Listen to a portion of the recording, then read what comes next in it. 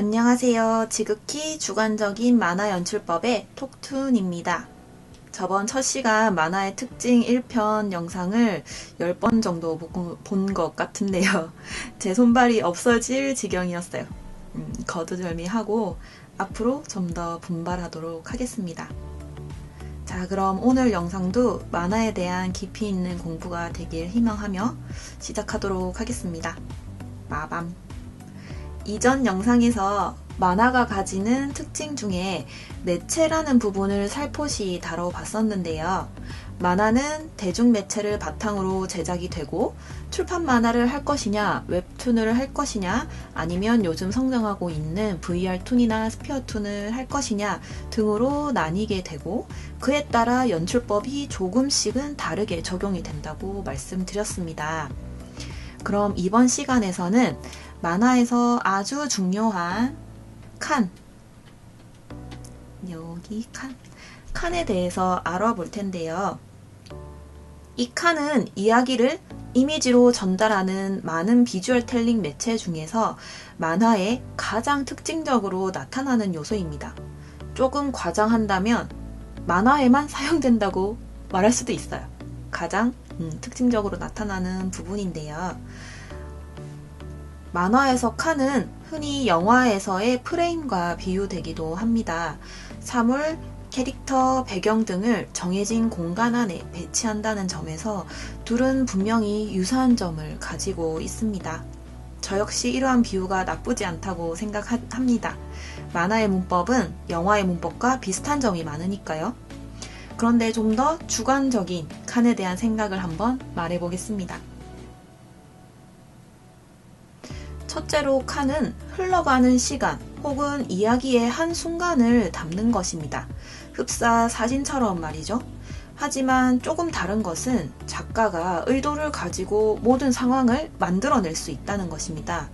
사진과 조금 다른 게 있다면 이런 것이죠. 사진은 바람에 휘날리는 머리카락의 형태를 내가 만들 수가 없어요. 자연이 만들어내는 거잖아요. 그런데 만화 작가들은 휘날리는 머리카락까지 그릴 수 있어요. 그 순간까지도 내가 모든 것을 다 컨트롤할 수 있다라는 거죠. 조금 더 예를 들어보겠습니다. 여기 아장아장 걸어가고 있는 사람의 연결 동작이 있어요.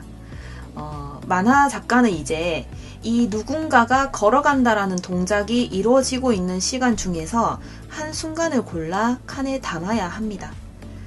작가는 이렇게 이 동작이 이루어지는 순간을 선택할 수도 있고 이 동작이 이루어지고 있는 순간을 고를 수도 있습니다.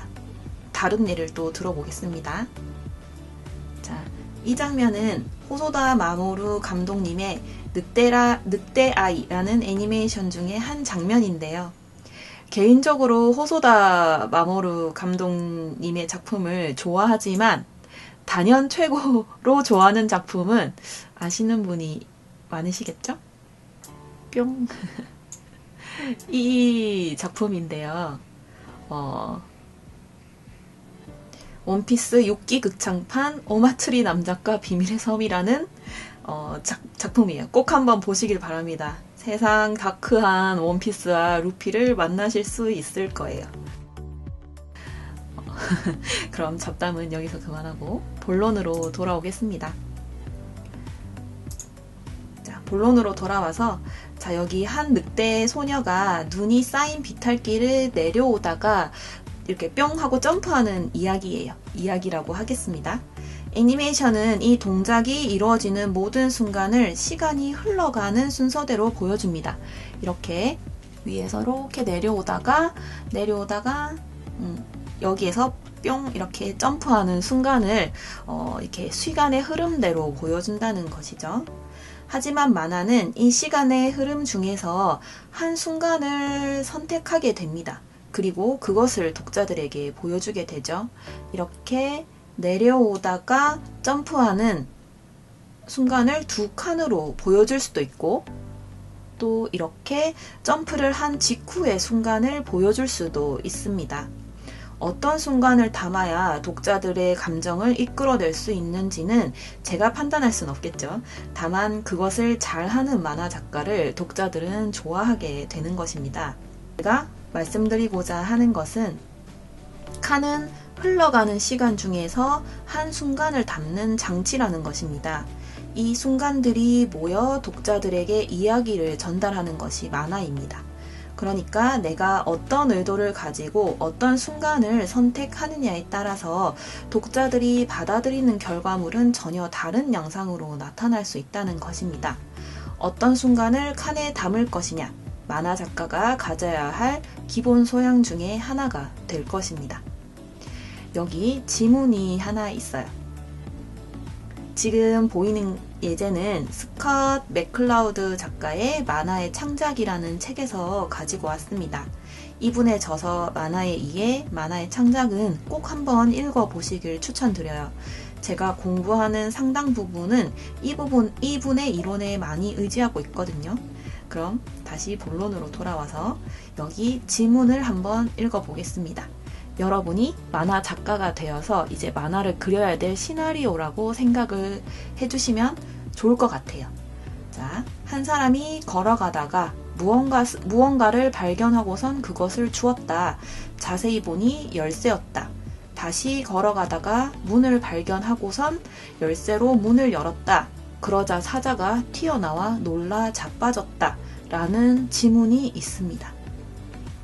이 지문을 그대로 컷에 담게 되면 이렇게 다음과 같은 8컷의 만화가 그려지게 됩니다. 누군가 걸어가다가 무언가를 발견했다. 그리고 그것을 이렇게 몸을 숙여서 주었다. 자세히 보니 열쇠였고 다시 열쇠를 들고 어딘가를 걸어가다가 문을 발견하게 된 것이죠. 그리고 그 문을 주었던 열쇠로 열었더니 사자가 튀어나와 놀라서 자빠졌다라고 하는 이야기가 그대로 만화로 전달이 되고 있는 것을 보실 수가 있습니다. 자, 그런데 A라는 작가는 저 지문을 가지고 다음과 같이 만화를 그린 것입니다. 총 5컷으로 이루어져 있죠. 이 만화를 보면 독자들은 어떻게 받아들일까요? 아마도 이렇게 받아들일 것입니다. 한 사람이 걸어가다가 무언가를 발견했어. 그것은 열쇠였다. 문을 열자 사자가 튀어나왔다. 그리고 놀라서 자빠졌다. 라고 해석을 하겠죠. 받아들이겠죠. A라는 작가는 어떤 상황을 누락했냐면 다시 걸어가다가 우연히 발견한 순간을 담지 않았습니다. 왜일까요? 그 순간이 아마 불필요하다고 생각했기 때문일 것입니다.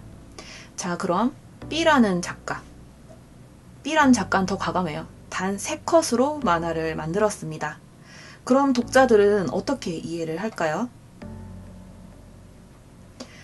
한 사람이 열쇠로 문일까? 잘 모르겠어요. 왜냐면 문의 모습이 나오진 않았지만 이 손잡이로 문이라는 것을 추측할 수는 있겠죠. 자, 한 사람이 열쇠로 문 같은 것을 열자 사자가 튀어나와 놀라 자빠졌다. 라고 독자들은 이해할 것입니다. B라는 작가는 만화에서 누군가가 걸어가다 열쇠를 발견한 것, 그 열쇠로 무엇을 열고 있는지에 대한 순간, 그러한 것들을 누락을 했죠. 많은 정보가 누락이 됐습니다. 저는 A와 B 작가, 누가 더 잘했다는 것이 아니라 독자들은 이 원본 시나리오를 보지 않는다는 것입니다. 한 사람이 걸어가다 이렇게 되는 이 원본 시나리오를 보는 것이 아니라 결과만 본다는 것이죠. 그 점에서 본다면 이 세 개의 만화는 전혀 다른 이야기가 된다는 것입니다. 그만큼 같은 이야기를 가지고도 만화 작가가 어떤 장면을 칸에 담느냐에 따라서 전혀 다른 이야기가 된다는 사실입니다. 이처럼 만화 작가는 글로 정해진 이야기를 칸에 담을 때 어떤 순간을 선택할지 고민해야 합니다. 그에 따라서 같은 지문이라도 전혀 다른 만화가 만들어지기 때문이죠. 아주 중요한 부분이라고 생각합니다. 다음 영상에서는 칸을 실제적으로 어떻게 만들어 나가야 하는지 좀 더 깊이 있게 공부해 보겠습니다. 안녕! 이번 영상이 도움이 되셨나요? 만약 도움이 되셨다면 좋아요와 구독 부탁드릴게요. 그럼 지극히 주관적인 만화 연출법의 톡툰이었습니다. 다음 시간에 만나요.